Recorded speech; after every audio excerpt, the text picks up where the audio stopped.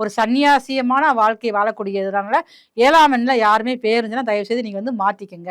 நிறைய பேருக்கு பாருங்க கல்யாண தடைகள் ஏற்படுறதுமே இதான் காரணமாக இருக்குது. அங்கே பேரை பார்த்தோம்னா 7ஆம் நம்பர் தான் அவங்க பேர் இருக்கும்.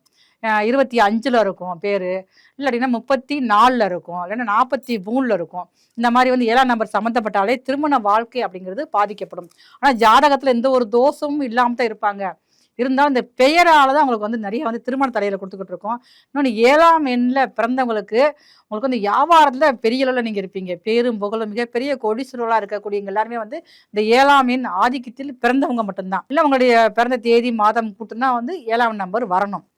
அப்போ உங்களுக்கு வாழ்க்கையின் ரகசியத்தை எந்த ஒரு வேலையாக இருக்கட்டும் அங்கே ரகசியம் என்ன இருக்குது, மறைபொருள் ரகசியத்தை நீங்கள் வந்து அறியக்கூடியவங்க நீங்கள் மட்டும்தான். இதுக்காக நிறைய வந்து கடுமையான நீங்கள் முயற்சிகள் எடுப்புங்க.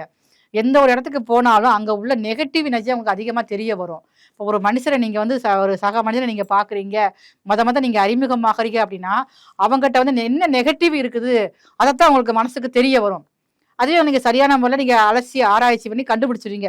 ஓகே, அப்போ நம்ம நினச்சது சரிதான் அப்படிங்கிற மாதிரி எண்ணத்துக்கு நீங்கள் வந்துடுவீங்க. அப்படிங்கிறப்ப மறைபொருள் ரகசியம் அதிகமாக உணரக்கூடியவங்களும் இந்த 7ஆம் எண் ஆதிக்கத்தில் பிறந்தாங்க மட்டும்தான். அமைதியாக இருப்பீங்க. எப்போ பார்த்தாலும் ஒரு சிந்தனை எண்ணத்தோடய நீங்கள் வந்து இருந்துக்கிட்டே இருப்பீங்க. அதே மாதிரி தனிமை குணம் அதிகமாக இருக்கும். ஒரு 10 பேர் இருக்கிற இடத்துல நீங்கள் மட்டும் தனிச்சு தெரிவிங்க. எப்போ பார்த்தாலும் ஒரு சிந்தனை, ஒரு குழப்பம் கலந்த ஒரு முகத்தோடையே நீங்கள் வந்து காணப்படுவீங்க.